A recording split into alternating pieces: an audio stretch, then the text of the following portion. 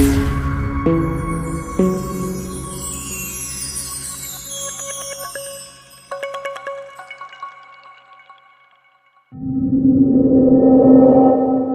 علیکم، میرے چینل سچی کہانیاں میں خوش آمدید۔ امید کرتی ہوں کہ آپ سب خیریت سے اور خوش ہوں گے۔ آج کی کہانی انتہائی خوفناک کہانی ہے، لیکن اس سے پہلے کہ میں کہانی شروع کروں، آپ سے درخواست ہے کہ میرے چینل کو لائک کیجیے، سبسکرائب کیجیے اور بیل آئیکن کو لازمی کلک کر لیجیے تاکہ آپ کو میری کہانی کو نوٹیفیکیشن بر وقت ملتا رہے۔ اور ہاں، آپ کس شہر یا ملک سے میری کہانی سن رہے ہیں مجھے لازمی بتائیے گا، اور اس کے ساتھ ساتھ کامنٹ باکس میں اپنی رائے کا اظہار بھی ضرور کیا کیجیے۔ میری اسکرین پہ اس وقت آپ کو ایک ای میل ایڈریس مل رہا ہوگا، لہٰذا اگر آپ کے ساتھ یا خدا نخواستہ آپ کے کسی رشتہ دار کے ساتھ کوئی بھی خوفناک واقعہ پیش آیا تو آپ مجھے ای میل میں بتا سکتے ہیں۔ تو چلیں شروع کرتے ہیں آج کی کہانی۔ ذہنی امراض کے اسپتال میں ایک دھکم پیل مچی تھی۔ ڈاکٹر تمام عملہ وارڈ نمبر 8 کی جانب بھاگے جا رہے تھے۔ انہیں یوں بھاگتے دیکھ کر مریضوں میں کھلبلی سی مچ گئی۔ سبھی ایک دوسرے کو دھکے دیتے، شور کرتے ایک جانب بھاگنے لگے۔ مریضوں کو خوفزدہ دیکھتے ڈاکٹر عاشر ایک دم رکے اور دوسرے کمرے کی جانب پلٹے۔ اس کی موت کنفرم ہو چکی تھی۔ سبھی ڈاکٹر حیران اور پریشان سر جوڑے اس کی موت کی وجہ جاننے کی کوشش میں تھے، مگر کسی کی سمجھ میں کچھ بھی نہیں آ رہا تھا کہ اچانک یہ کیسے ہو سکتا ہے۔ اس کے جسم پر نہ کوئی چوٹ کا نشان تھا، نہ اسے کوئی ایسی خطرناک بیماری تھی، نہ ہی اس نے خودکشی کی تھی۔ اس کے جسم کے تمام حصے صحیح سالم تھے، مگر دل اپنی جگہ چھوڑ چکا تھا، مطلب دل جسم سے غائب تھا۔ اس قدر دل دہلا دینے والی خبر نے تمام ڈاکٹروں سمیت سارے اسپتال کے عملے کو بھی خوف میں مبتلا کر دیا تھا۔ سنیتا کے منہ میں 3 عجیب رنگوں کے دھاگے پھنسے تھے جن کے بارے میں کوئی نہیں جانتا تھا، نہ ہی اس دوران سنیتا سے ملنے کوئی ملاقاتی آیا تھا۔ تو پھر یہ دھاگے، بدقسمتی سے سنیتا کے رشتہ دار ہونے کے باوجود اس سے ملنے کبھی کوئی نہیں آیا۔ 3 ماہ سے وہ اس اسپتال میں داخل تھی، مگر کسی نے اس کی خبر نہ لی سوائے پولیس کے۔ انہی کے توسط سے ڈاکٹر سنیتا کے بارے میں جان پائے تھے، لیکن ڈاکٹر عاشر کے لیے یہ صرف ایک عجیب و غریب کہانی یا من گھڑت قصہ تھا، جسے سن کر لوگوں کی توہم پرستی گردانتے ہوئے وہ خاطر میں نہ لایا۔ وہ ایک نمازی اور پرہیزگار شخص تھا۔ اسے یاد تھا کہ جب اس نے سنیتا کو پہلی بار دیکھا تو وہ چونکا تھا۔ اس میں کچھ ایسی خاص بات ضرور تھی جو وہ محسوس کر سکا مگر جان نہ پایا۔ دوسرے ڈپارٹمنٹ میں کام کرتے اس کا رجحان بڑھ چکا تھا، لیکن جو ہی وہ اس جانب آتا، وارڈ نمبر 8 کی جانب دیکھنا نہ بھولتا۔ نہ جانے کیوں وہ سنیتا کی جانب مائل ہونے کو کوئی نام نہیں دے پا رہا تھا۔ وقت کی کمی کے باعث وہ کچھ دیر رکتا اور پھر آگے بڑھ جاتا، لیکن اس کے دل میں ہمیشہ سنیتا کا خیال رہنے لگا۔ یہ ایک ایسا جذبہ تھا جس سے وہ خود بھی انجان تھا اور اپنے دل کو مسلسل منع کر رہا تھا کہ نہیں، ایسی کوئی بات نہیں ہے۔ آج بھی وہ راؤنڈ پر نکلا، تبھی اس پر یہ خبر بجلی بن کر گری کہ سنیتا مر چکی ہے، مگر اس کی موت طبعی نہ تھی۔ جسم کے اندر سے دل غائب ہو جانا کوئی معمولی بات نہیں تھی، وہ بھی بغیر کسی واضح نشان یا ثبوت کے۔ کچھ نہ کچھ ایسا ضرور تھا جو عملے کے ساتھ انہیں بھی خوف زدہ کر گیا۔ اپنے تجسس کے ہاتھوں ڈاکٹر عاشر کسی کو بتائے بغیر سنیتا کے دیے ہوئے پتے پر پرانے محلے کی جانب روانہ ہو گئے۔ انہیں ہر صورت یہ معمہ سلجھانا تھا۔ دوسری بات یہ کہ وہ جاننا چاہتے تھے کہ رشتہ داروں کے باوجود وہ اس تعلق سے کیوں محروم رہی۔ اب انہیں اس راز کے علاوہ اس کی تدفین بھی کروانی تھی۔ ایک درمیانے طبقے کی گلیوں میں داخل ہوتے ڈاکٹر عاشر نے ارد گرد نظر دوڑائی۔ ان کے سامنے ایک گھر تھا، وہ بند پڑا تھا، مگر ویسی ہی مشابہت لیے ایک دوسرا گھر گلی کے نکڑ پر نظر آیا۔ شاید وہ سنیتا کے کسی رشتہ دار کا گھر تھا۔ یہ سوچ کر وہ آگے بڑھے تاکہ وہاں سے کچھ معلومات حاصل کر سکیں۔ انہوں نے دروازہ بجایا مگر انہیں زیادہ دیر انتظار نہ کرنا پڑا۔ دروازہ کھولنے والی شخصیت کافی باروک تھی۔ لمبی بارش داڑھی، سفید پرنور چمکتے چہرے پر ذہانت سے بھرپور آنکھیں، جن میں خاص قسم کا وجد تھا۔ ڈاکٹر عاشر نے اپنا تعارف کرواتے انہیں وجہ بتائی، جس پر انہیں محسوس ہوا کہ وہ انجانی شخصیت انہیں اندر بلانے میں کچھ حیل و حجت سے کام لے رہی ہے۔ کچھ توقف کے بعد بالآخر وہ ڈاکٹر عاشر کو لیے کمرے میں داخل ہوئے۔ صوفے پر بیٹھتے ڈاکٹر عاشر واضح طور پر ان کے چہرے پر ناگواری محسوس کر چکے تھے، مگر آج انہیں سنیتا کے بارے میں جاننے کے تجسس نے ہر بات سے عاری کر دیا تھا۔ یونیورسٹی کی لائبریری آج کھلی تھی۔ ہیرا، سمینا اور سنیتا نے ایگزامز کی تیاری کے لیے آج کا دن منتخب کیا۔ تینوں سہیلیاں بیگ کاندھوں پر لٹکائے لائبریری میں داخل ہوئیں، جہاں اکا دکا اسٹوڈنٹ بیٹھے دکھائی دیے۔ انہیں قوی امید تھی کہ ایگزامز کی وجہ سے آج رش زیادہ ہوگا، مگر تمام لائبریری میں گنتی کے چند ہی لوگ دیکھ کر وہ خوش ہوئے بغیر نہ رہ سکیں، لیکن ساتھ ساتھ کچھ پریشانی بھی تھی۔ امتحان کی فکر میں فضول قسم کی سوچوں کو پیچھے دھکیلتے تینوں سر جوڑ کر بیٹھ گئیں۔ کتنا وقت گزر گیا انہیں کچھ ہوش نہ رہا۔ جب شام کے دھندلے سائے چار سو پھیل چکے تو یکدم سمینا نے دونوں کو احساس دلایا کہ مغرب ہونے والی ہے، اب ہمیں چلنا چاہیے۔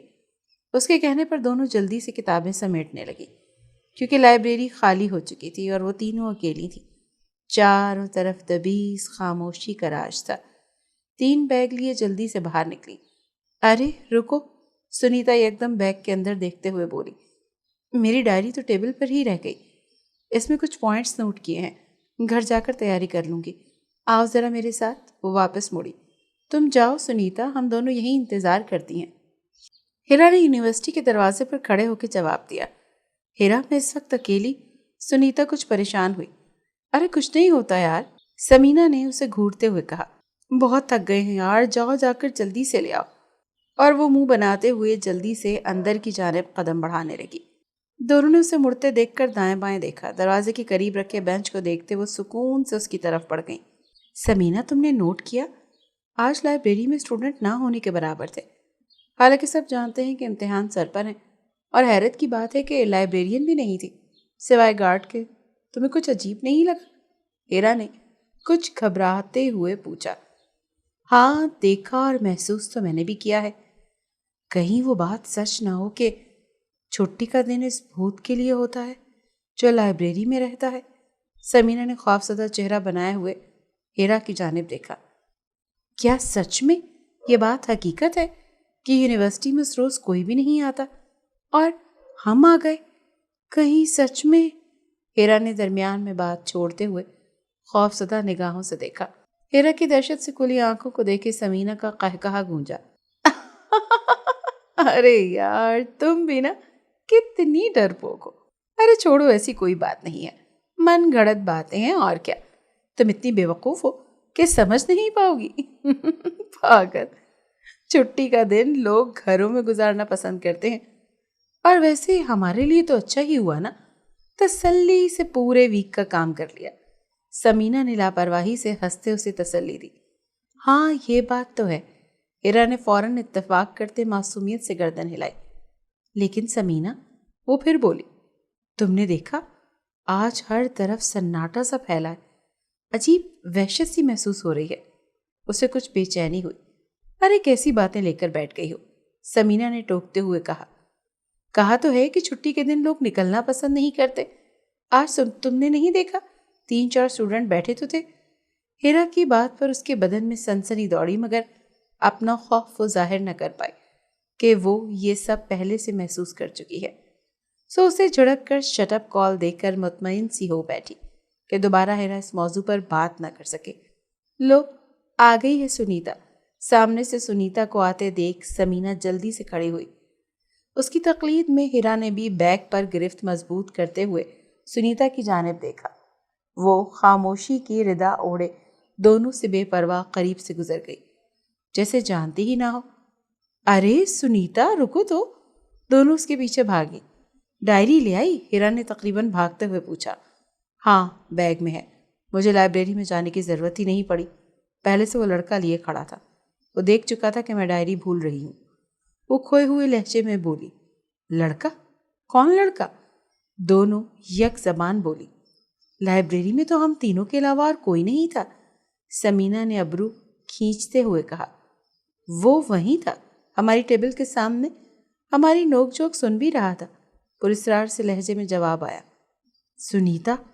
समीना ने अचंभे से उसका हाथ थामा। उस वक्त तक वो यूनिवर्सिटी के गेट तक पहुंच चुकी थी। रात का अंधेरा फैलने को था। सड़क पर इक्का दुक्का लोग नजर आ रहे थे। रश ना होने के बराबर था। क्या कह रही हो? मुझे कुछ समझ नहीं आ रही। वहां कोई लड़का नहीं था, हम अकेली थी। फिर तुम्हें लड़का दरवाजे पर कैसे मिल गया? सुनीता की बात पर दोनों फिक्रमंद हो गईं।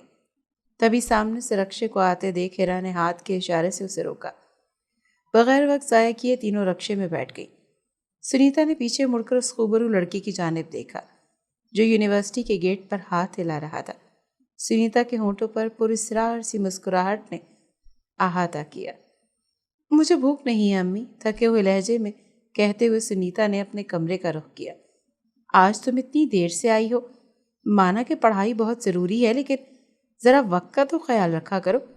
ऐसी कौन सी पढ़ाई है जो तुम्हें लाइब्रेरी में इतनी देर तक बैठना पड़ा? 1000 दफ़ा कहा है कि नोट्स ले लिया करो और घर आ जाया करो। लड़कियों का इतनी देर तक बाहर रहना अच्छी बात नहीं है बेटा, सुनीता की अम्मी ने कहा। और साथ ये भी कहा कि न जाने तुम कहाँ खोई रहती हो आजकल। सुनीता पिछले 3-4 दिन से अजीब खोई खोई सी रहती थी और तकरीबन रोज़ ही पढ़ाई के सिलसिले में देर से घर आ रही थी। आज उसकी वालिदा ने उसको डांटा। बात भी काफ़ी परेशान कुन थी। पिछले 5-6 दिन से वो यही कुछ कर रही थी।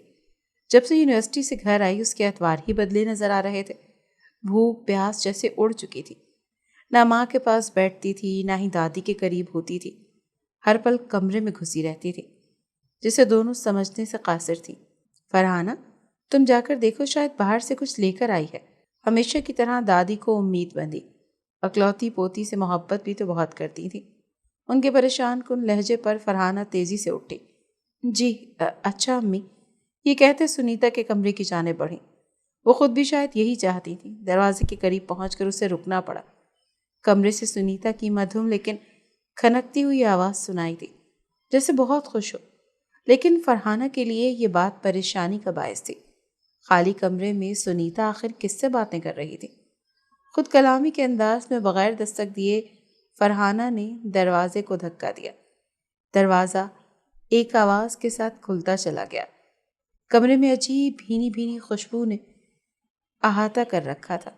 सुनीता बेड पर आलती पालती मारे बैठी सामने कुर्सी पर निगाहें जमाए मुस्कुरा रही थी, जहां कोई वजूद नहीं था। सुनीता ने निगाहें उठाए माँ की तरफ देखा।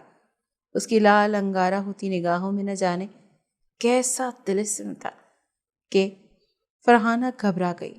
सुनीता, मेरी बच्ची, तुम्हारी तबीयत तो ठीक है ना? सभी फिक्रों अंदेशों को पसे पुष्ट डालते वो बेटी की जाने पड़ी। वो उनकी इकलौती औलाद थी, बुढ़ापे का वाहिद सहारा। वो कैसे परेशान न होती। 5-6 दिन हो गए थे, तुम कुछ खा भी नहीं रही हो, न पी रही हो। तुम्हारी तबीयत तो ठीक है ना? क्या हिरा और समीना के साथ बाहर खाना खा लेती हो? जबकि तुम जानती हो ना कि दादी तुम्हारे साथ खाना पसंद करती हैं। वो एक ही सांस में बोले चली जा रही थी, ये महसूस किए बगैर कि चेहरे पर सुनीता के नागवारियत के आसार नमूदार होना शुरू हो गए थे। मगर उन्हें कोई परवाह नहीं थी। वो माँ थी। जी अम्मी, उन्हीं के साथ खा लेती हूँ, अब के वो अपने पुरानी जून में वापस आए। फरहाना गो न गो इत्मीनान हुआ। अच्छा, दूध ला दूँ बेटा तुम्हें? उन्होंने शफकत से पुचकारा। नहीं अम्मी, दिल नहीं चाह रहा, अब इजाज़त दें, मुझे सोना है, नींद आ रही है। उसके अल्फाज में बेरुखी और अनजानापन वाज़े था। ठीक है सुनीता बेटी, तुम आराम करो, सुबह यूनिवर्सिटी जाते बात हो जाएगी। ये कहते वो उठ गई और उसके सर पर दस्ते शफकत रखा और बाहर आ गई।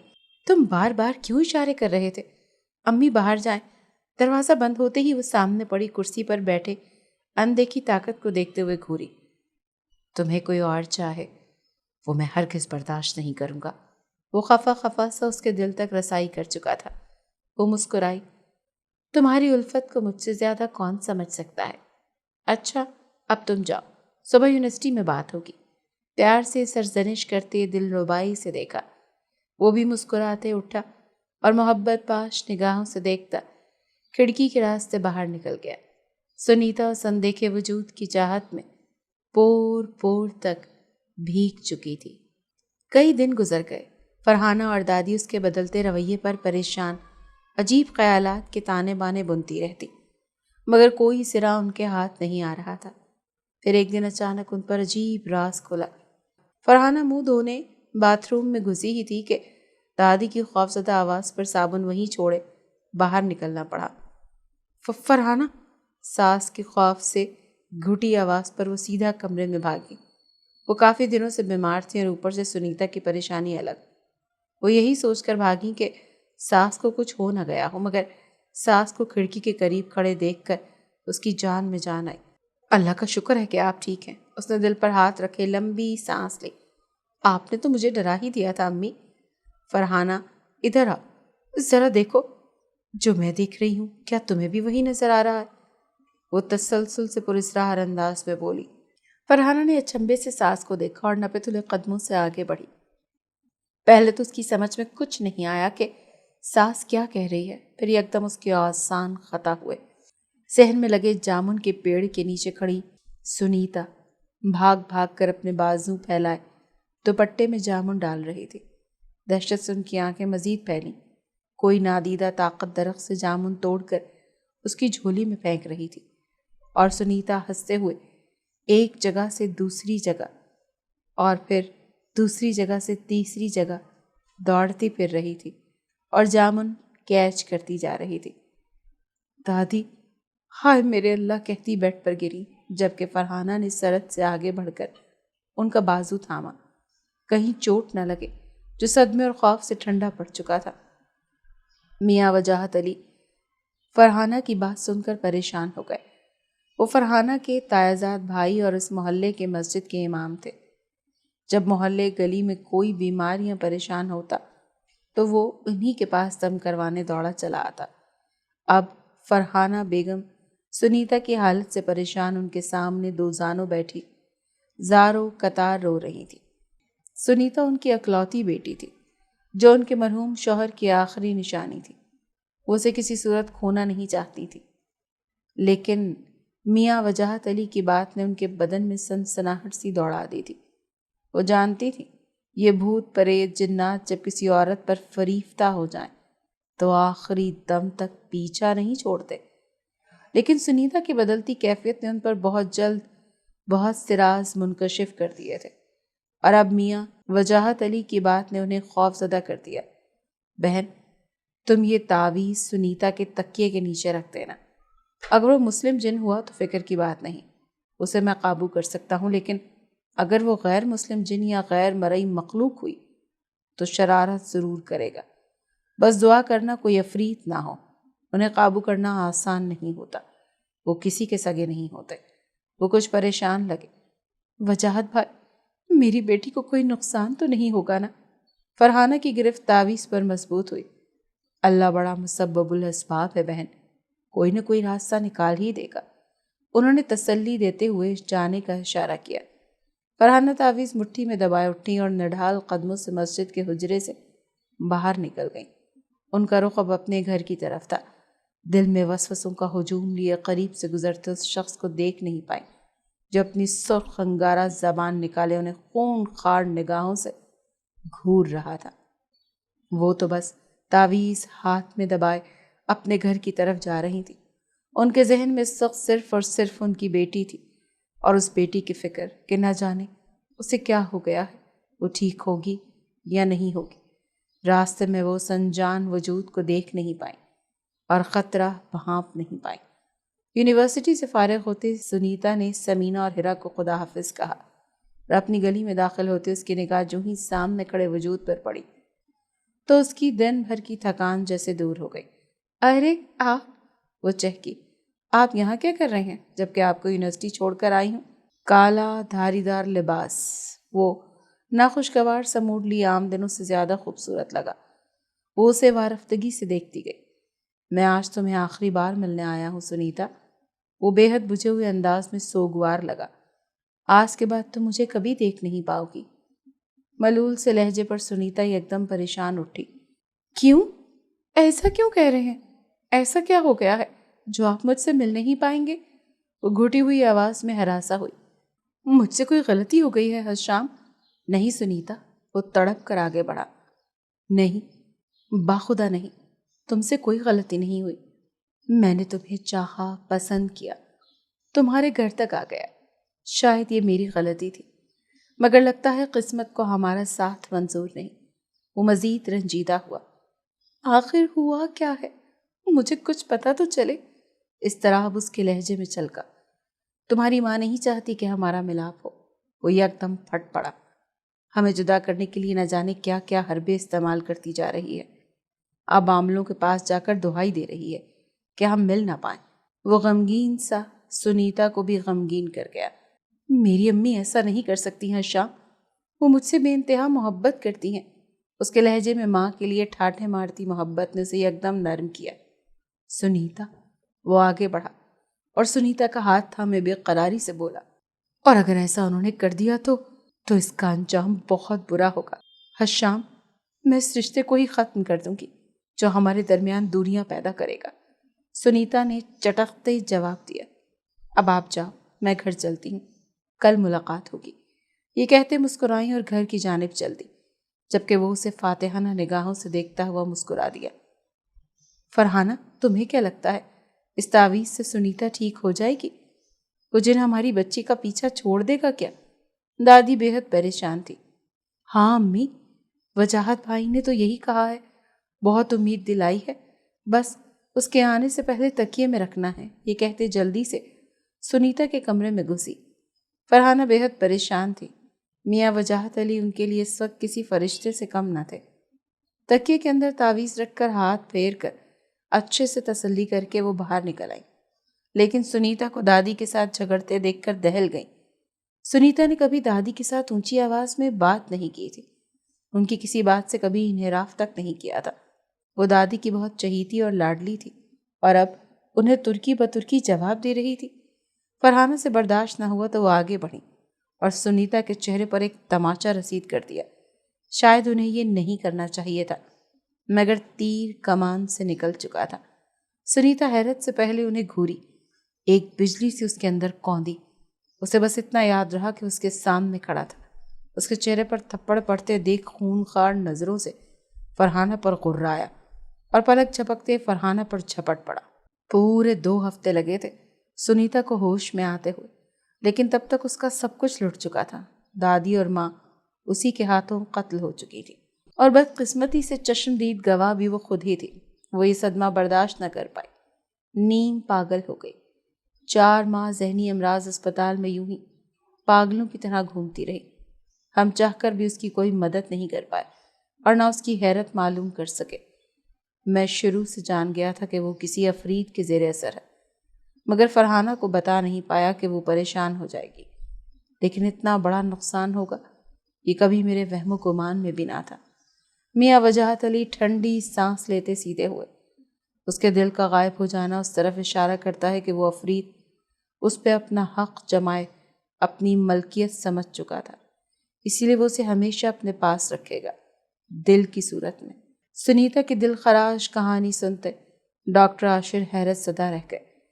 انہوں نے میاں وجاہت علی کو بتایا کہ شاید اسی لیے وہ مجھے ہر وقت اپنے وارڈ میں کھوئی کھوئی سے ملتی تھی۔ میرا دل اس کی طرف بہت دفعہ مائل ہوا، لیکن میں جان نہیں پایا کہ یہ شاید محبت ہے یا ہمدردی کا جذبہ۔ آج وہ ہمیشہ کے لیے ہمیں چھوڑ کر چلی گئی ہے تو اب دل میں ایک درد سا محسوس کر رہا ہوں۔ میں نہیں سمجھ پایا کہ یہ سب کیا ہے۔ ایسی باتیں میں نے صرف کہانیوں میں سنی اور پڑھی تھی، لیکن آج یقین ہو گیا کہ اس طرح کی مخلوق موجود ہے جو بہت سی ایسے لوگوں کو ہم سے دور کر دیتی ہے جسے ہم بہت چاہتے ہیں۔ کاش یہ سب مجھے پہلے معلوم ہوتا تو شاید میں ہی کوئی سدباب کر سکتا۔ سنیتا کی یہ کہانی سن کر عاشر بہت زیادہ آبدیدہ ہو گیا تھا۔ وہ وارڈ نمبر 8 کے راز کو جاننے کے لیے جس قدر بےتاب تھا، اس اندھوناک حقیقت کو سن کر اس قدر ہی سناٹے میں رہ گیا تھا۔ آج سنیتا کی کہانی ہمیشہ ہمیشہ کے لیے سنیتا کے ساتھ ہی ختم ہو گئی۔ آپ کو میری یہ کہانی کیسی لگی؟ مجھے کامنٹ باکس میں اپنی رائے کا اظہار کر کے ضرور بتائیے گا۔ شکریہ۔